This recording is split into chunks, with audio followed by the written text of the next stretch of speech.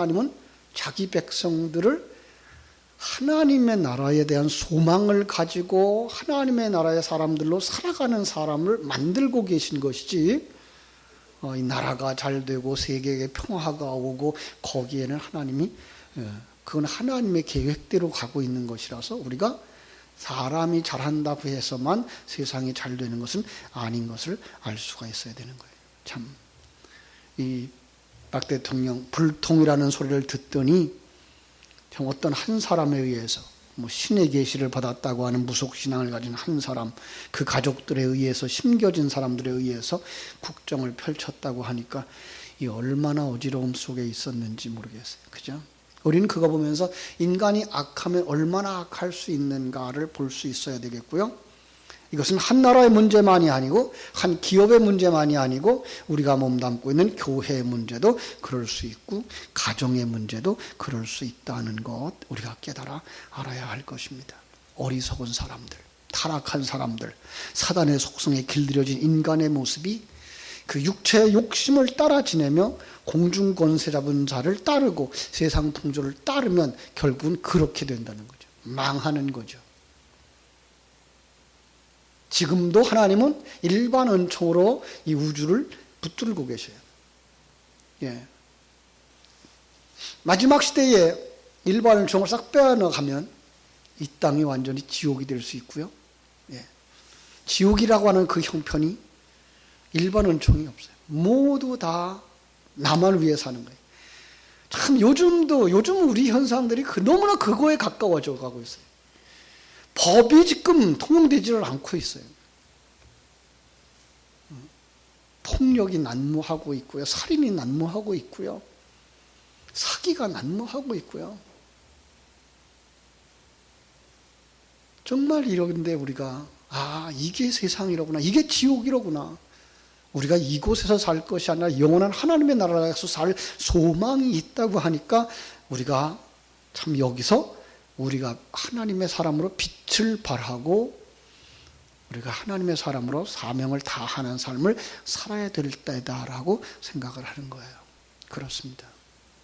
정말 이 속에 있는 예수 그리스도의 사람들, 정말 예수 생명을 가진 사람들이 800만이나 된다 그러는데, 정치를 하는 사람들 속에도 상당히 많은 수가 예수 믿는다고 그러는데, 정말 하나님이 그 자리에 자기를 세웠으면 자기가 해야 할 일이 무엇인지 분명히 깨달아 알고 그 일에 자신을 몰입할 수 있어야 되는데 없어요. 다 나만 배부르면 하나님이 복 주신 거예요. 아니에요. 이거는 정말 세속적인 관점을 벗어나지 못한 사람들인 거예요. 우리 한국 사람들 어리석기 그지없는 속성을 가졌는지도 몰라요. 중국에서 살아갈 때 그런 얘기를 했어요. 친구들이 농담 삼아서 진담적인 말을 했는데, 야, 왜 조그만 나라의 수도가 한청이냐, 한청. 한나라 한자, 도시 성자. 왜 한나라의 성이냐? 한나라의 수도냐? 그 다음에 또 흉보는 게 뭐예요? 조그만 나라가 무슨 대한민국이냐? 그러면서 그 한국에 갔다 오면 그래요. 한국에 시찰을 하고 온 사람들이 하는 얘기는, 야, 한국에 가면 뭐 그렇게 최대라는 말을 많이 쓰냐. 공장마다 회사마다 소개할 때 한국 최대의 설비, 아시아 최대의 설비, 세계 최대의 공장, 아닌 게 아니라 우리 속에 너무 작게 살아서 그런지도 몰라요. 우리가 너무 작은 데서 살고 있기 때문에 크면 하는 이름 가지고 대한민국이라는 이름을 쓰고 대통령이라고 쓰고 무슨 대로 하고 있는 것 같아요. 그런데 그렇게 대자를 좋아하면서 중요한 걸 놓쳐버리고 있어요. 뭐죠? 작은 것들에 대해서 소홀히 한다는 거죠. 작은 것을 아주 경멸해요. 우습게 여겨요. 그런데 그 작은 것이 소홀히 여겼기 때문에 일어난 사고가 엄청나게 많아요. 그죠? 우리가 이 근련에 겪은 건 뭐예요? 세월호 사건. 아주 작은 안전수칙 하나 지키지 않았기 때문에 일어난 큰 사건. 성수대교가 무너지는 사건. 삼풍백화점이 무너지는 사건. 안전불감증의 안전불감증. 조그만 그 기초들이 소홀히 여겨졌기 때문에, 감독을 소홀히 했기 때문에, 이런 거 하나야 빼먹어도 괜찮겠지라는 생각을 했기 때문에 무너지고 망가지고 부서지는, 여러분 우리 신앙생활도 마찬가지입니다. 우리 예수 믿으니까 구원받을 거야. 예수 믿었으니까 천국 갈 거야. 천국 가서 상급 받을 거야. 근데 내용은 하나도 없어요. 그러니까 예배당에 와서 앉았다 가면 이게가 예수 믿는 거예요? 이렇게 돼버렸어요. 나 예수 영접했어. 예수 믿어. 그러면 그게 전부 다예요. 아니에요. 그 속에 중요한 것들을 점검하지 않고 가는 거예요. 자, 지금 우리가 로마 마지막 부분까지 왔는데요. 로마서 14장은 어느 부분에 들어가 있다고 그랬죠? 로마서를 쭉 설명하면서 구원의 필요성을, 그리고 그 구원에 필요한 방법, 의의를, 그래서 그것이 이루어진 이스라엘을 예로 들고, 그리고 이 생명을 가진 자들에게서 나오는 삶, 열매, 이 부분이 12장부터 15장 13절까지라 그랬어요. 그러니까 이제 성령의 열매, 완성의 부분이라는 거예요. 이제 천국이 그 윤곽을 드러내고, 신부가 그 윤곽을 드러내고, 아들이 그 윤곽을 드러내는 부분쯤에 온 거예요. 한 걸음 더 나가서 우리는 한 가족으로서 완성되어져 가고, 한 사람으로 완성되어져 가고, 그래야만 마지막 이제 15장 14절부터 가족 돌보기가 나오죠. 그래 한 가족이 되어지는 거예요. 이때에 소홀해서 안 될 건 뭐예요? 이때에도 소홀하면 안 되는 게 뭔가 하면, 네가 어디서부터 와서 어디로 가느냐예요. 우리가 어떤 상황에서 구원을 받았으며, 그리고 우리는 어디서부터 구원받은 사람들인가, 그리고 우리가 만들어져서 어떤 모습으로 완성되어질 것인가, 그 완성되어져 가는데 필요한 양식이 무엇인가, 이 부분을 지금 다시 점검하고 있는 거예요. 지난번에 예배를 회복하자고 외치고, 그죠? 특별 새벽 기도에서요, 주일날 시간에 정리하면서 다 잊어도 좋다, 그러나 이것만큼은 기억하라고 했던 게 뭐 있죠? 두 가지. 전도서 12장 1절에서 창조주 하나님을 기억하라는 거예요.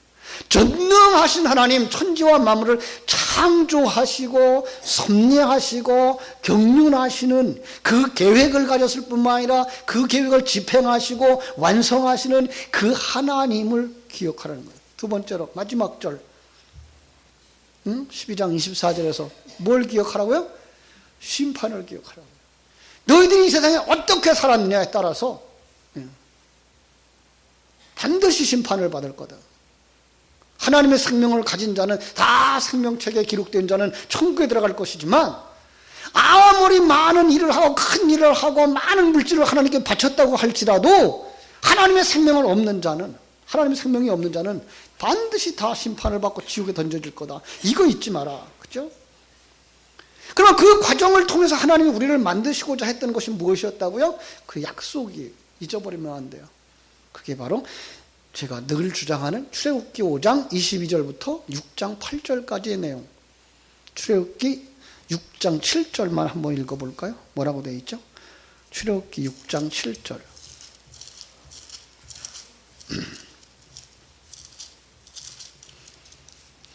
너희를 내 백성으로 삼고 나는 너희와 너희의 하나님이 되리니, 나는 애굽 사람의 무거운 짐 밑에서 너희를 빼낸 너희의 하나님 여호와인 줄 너희가 알지라. 나는 너희의 하나님이야. 다른 사람의 하나님이 아니고 여러분의 하나님, 내 하나님, 믿습니까? 그리고 하나님은 여러분을 내 백성으로 삼으라고 그랬어요. 그 내 백성에 요한계시록 21장 7절에서는 내 아들을 삼으려고. 왜 아들이라 그런다 그랬죠? 이건 아버지와 아들의 관계에서 아버지의 재산을 다 유업으로 받을 수 있는 자, 아버지의 그 씨를 가진 자, 이렇게 얘기해서 아들이라는 이름을 쓴다 그랬어요. 성자 예수님과의 관계 속에서는 우리가 누가 된다고요? 신부가 된다고요. 그러니까 그리스도의 신부, 어떤 옷을 입어요? 세마포, 의의 옷을 입고 그 안에서 의로운 자 된 사람. 그 의가 뭐예요? 하나님과 피조물 된 인간 사이에서 하나님의 역할을 다 하시는 것. 그래서 그분은 언제나 의로우신 분. 우리가 불의한 거예요. 하나님이 우리를 들국화로 만들었으면 들국화가 꽃 피워야 되는 게 이게 의예요. 그런데 들국화가 장미꽃 피우겠다고 하는 게 불의예요. 하나님이 당신을 이 자리에 만들었고 이 자리에 세웠으면 이 자리에서 하나님 주신 은사와 능력을 가지고 건강한 삶을 살아가는 게 이게 의로운 자인 거예요. 이걸 예수 그리스도가 보여주고 가서 우리가 예수 그리스도 안에서 그 삶을 누리게 되는 거예요. 그래서 그 의로운 자들의 삶이라고 하는 건 하나님이 나를 어떤 모습으로 세웠든지 어떤 자리에 세웠든지 그 자리에서 자기에게 주어진 은사와 능력을 가지고 최선의 삶을 살아 하나님께 영광 돌리는 것. 이게 바로 의로운 자. 이게 그리스도의 신부예요. 그래야만 그 사람이 뭐가 된 거예요? 그리스도의 의 안에서 의로운 자 된 것. 예수의 품 안에서 작은 예수가 된 사람이다라고 말하는 거예요. 성령과의 관계 속에서는 우리를 뭐라 그랬죠? 하나님의 성령이 거하는 성전이에요. 그죠? 성전. 성전이기 전에는 우리가 뭐였을까요? 성전이기 전에는 신전이었어요. 예. 신전의 의미가 뭐죠? 우상숭배하는 곳이에요. 우상숭배의 전제 조건이 뭐예요? 나를 위하여 당신이 일해달라는 거예요. 그러니까 하나님도 나를 위하여 해달라는 거예요. 성령도 나를 위하여서 내 문제 해결해달라는 거예요. 이게 뭐예요? 우상숭배. 그런데 갈라디아서 2장 20절 말씀처럼 예수 그리스도가 성령이 우리 안에 거하시면 이제는 내 욕망이 없어져요. 내가 없어져요. 성경이 말하고 있는 순교자가 된 거죠. 순교자는 어떤 사람의 순교자로 그려졌죠? 머리가 베어진 사람, 목베임을 당한 사람. 그래서 왜 목베어요? 예수님이 그 머리를 우리에다가 얹어주시려고. 그래서 예수님이 우리의 머리가 되어지고 우리는 그의 지체가 되어진 것이 뭐가요? 이게 성전이에요. 그 성령이 우리 안에 거하셔서 우리의 전체를 주장하고 가실 때 우리가 거기에 순종하며 살아가는 것. 이것이 하나님이 원하시는 계획이란 말이에요. 그런데 그렇게 되어지기 위해서 하나님은 우리에게 어떤 것을 주셔요? 진리의 말씀을 주시고 하나님의 생명을 주시고 성령을 공급하셔서, 그죠? 그걸 갖다 뭐라 그런다? 음식이라고 말씀을 했어요. 금식은 뭐가 뭐예요? 이 세상 것으로 양식을 삼아 살지 않는 것, 그게 금식이에요. 하나님의 것을 양식 삼아 살아가는 사람이 금식하는 사람들이에요. 예. 그런데 사람들은 세상 것을 힘의 근원으로 삼으려고 하고 있죠. 이것 때문에 세상에서 시험이 드는 거예요. 이것 때문에. 오늘날 정치하는 사람들이 왜 이렇게 어지럽게 되었다고요? 내 배 채우려고. 그 돈을 가지고, 그 권력을 가지고 나를 위해 썼기 때문에. 그게 교회 안에 들으면 어떻게 돼요? 목사도 그 짓을 하는 거예요. 교인들도 그 생각을 하는 거예요. 그러니까 순수하게 예수 안에서의 온전한 교회를 세워나가고 하나님의 사람으로 우리가 함께 만들어져서 이 환경 속에서 내가 존재하고 내가 존재하는 이유는 그리스도 안에서의 한 형제로서 나는 오른편 역할을, 오른손 역할을 하고 당신은 왼손 역할을 하고 나는 입의 역할을 하고 당신은 눈의 역할을 하고 귀의 역할을 하고 하면서 함께 어우러져 건강한 몸, 건강한 교회를 세워나가는 것이 하나님의 목적인데 왼손은 아무것도 안 하고 다 일을 해다가 누구한테만 달라 그래요? 왼손 자기한테만 달라 그러는 거예요. 이게 뭐예요? 우상숭배인 거예요. 교회에는 교회의 굳은 일들이 모두가 다 해야 되는 거예요. 내가 할게요. 내가 할게요 해서 다 교회가 따뜻하게 돌아가줘야만 이게 살아있는 교회예요. 여기에 저 일도 남아있고 저 일도 남아있고 아무도 손대려고 안 하고 있어. 그건 죽은 교회예요. 여러분, 우리는 지금 어떻게 신앙생활을 하고 있나요? 크지도 않은 건물, 많지도 않은 성도들 수. 그 속에서도 너무나 자기만 생각하고, 그러고 있지는 않나요? 물론 저는 다 그렇다는 얘기 아니에요. 다 잘하고 있어요. 그래서 지금까지 교회가 이렇게 깨끗하게 운영되어지고 있는 것을 볼 수 있죠. 어지러움 없이 어려움 없이 교회가 지금 돌아가고 있는 것들 다 우리가 열심히 그 일에 헌신하고 있기 때문이죠. 그래서 제가 요즘 계속 기도하고 있는 게 뭐라고요? 자녀들에게 물려줄 그 풍성한 생명을 가진 자들이 되자는 거예요. 정말 내가 하나님과 함께하는 그 삶의 풍성함, 내가 하나님의 지체로서의 삶을 잘 감당해서 건강한 그리스도인의 삶을 자손들에게 보여주고 후손들에게 보여주고 어린이들에게 보여주어서 정말 건강한 다음 세대를 튼튼하게 세우는 교회가 되어져야 그게 생명 있는 교회고 하나님이 기뻐하시는 교회인 거예요. 바로 오늘 말씀이 그걸 하고자 하는 거예요. 그래서 그 하나님의 사람을 함께 나가는데 소소한 것들 때문에 시비거리 되게 하지 말아라는 얘기예요. 여기는 지금 음식이라는 말을 쓰고 있습니다만은 당시 사건으로 말하면 그들은 음식 때문에 갈등들이 많았던 것 같아요. 제사에 드렸던 음식을 먹어도 되느냐 먹지 말아야 되느냐 하는 것들. 아주 쉬운 얘기로 말하면 우리 삶에서는 뭐예요? 담배를 피우는 사람, 술 먹는 사람, 가까이 할 것이냐 말 것이냐 하는 그런 사람들. 예. 성경은 뭐라 그래요? 그것이 예수 생명보다 중하지 아니하다. 그것 때문에 그와 거리를 두고 그를 비평하는 자리에 두지 마라. 그가 예수 생명을 가진 자라면, 그가 예수님의 사람으로 닮아가기를 원해서 어쨌든 여기까지 나왔다면 그것들은 다 품어주어라 이 말이에요. 이 말은요, 진리를 내려놓고 품으라는 얘기가 아니에요. 진리는 반드시 피 흘리기까지 싸워서 지켜야 되지만, 그러나 우리의 삶 속에서 어떠한 미비한 것들이 있다면 그것들 때문에 우리가 그를 거절하거나 멀리하지 말라는 거예요. 한때 유행했던 책이 하나 있었어요. 예수라면 어떻게 했을까? 목사님이 그 소설을 쓴 그 목사님이 그런 목회를 했어요. 목회를 하는데 어느 날 한 사람이 교회 안에 들어와서 자기의 아픔을 얘기하고 좀 도와달라고. 근데 아무도 그의 이야기를 들어주지 않았어요. 도와주지 않았어요.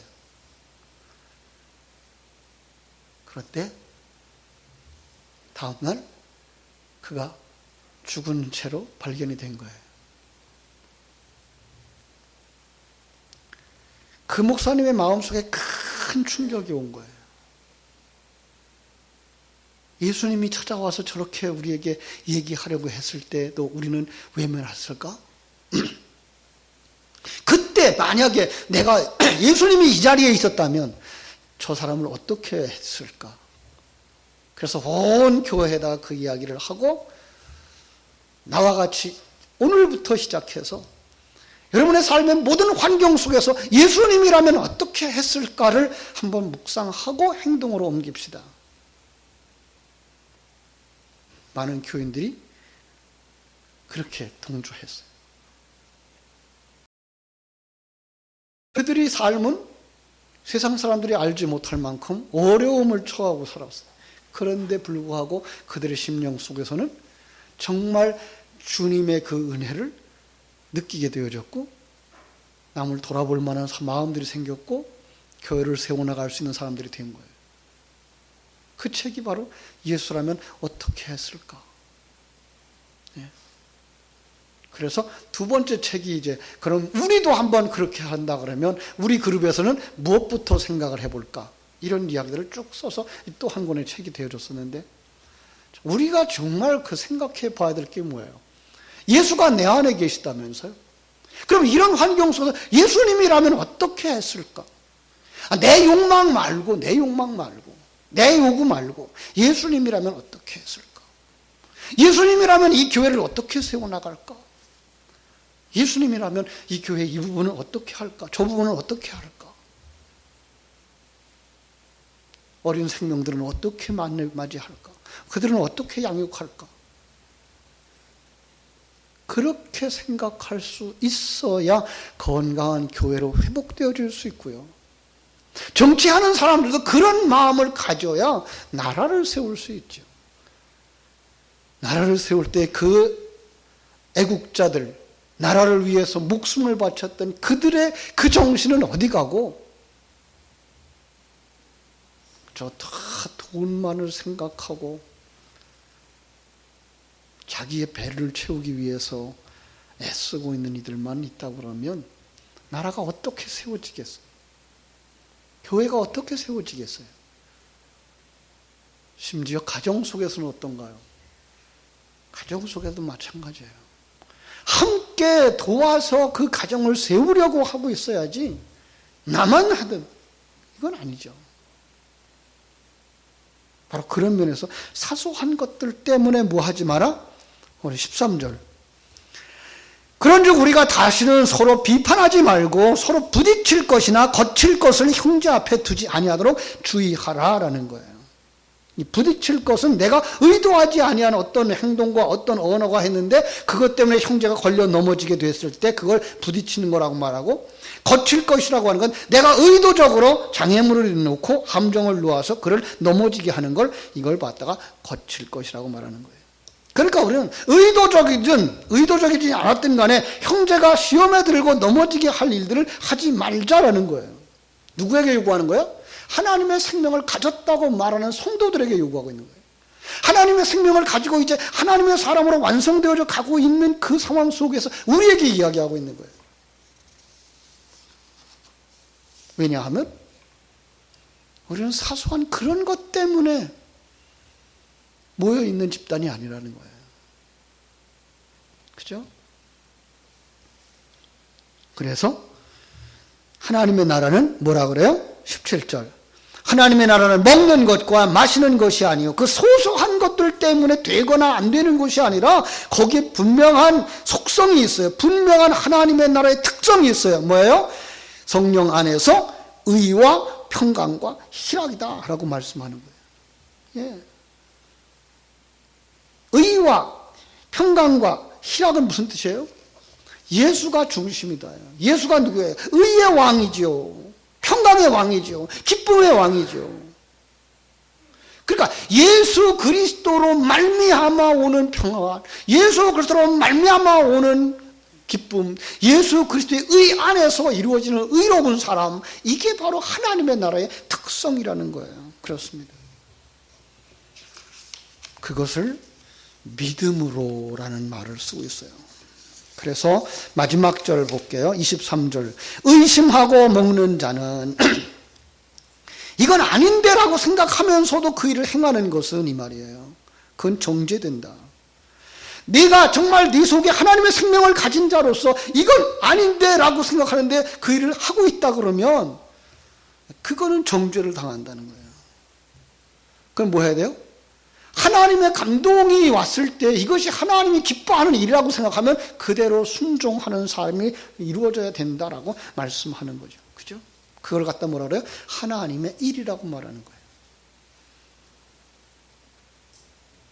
요한복음 6장 28절에서 예수님이 제자들이 예수님께 나와서 이런 중요한 질문을 던져요. 저희가 묻습니다. 우리가 어떻게 해야 하나님의 일을 할까요? 예수님 뭐라고 대답했을까요? 하나님이 보내신 자를 믿는 것이 하나님의 일이니라. 여기서 하나님이 보내신 자, 이건 목사 아니에요. 여기서 말하는 하나님이 보내신 자는 누구예요? 예수.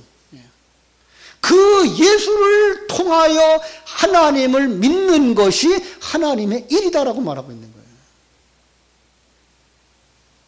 주님의 일이란 보이는 것들이 아니라 보이지 아니하는 그 하나님의 계획, 하나님의 임마누엘 하심, 그리고 하나님이 지키시고 보호하시는 자기 백성들의 삶, 바로 그것이 믿음으로 사는 것이라는 거예요. 그렇습니다.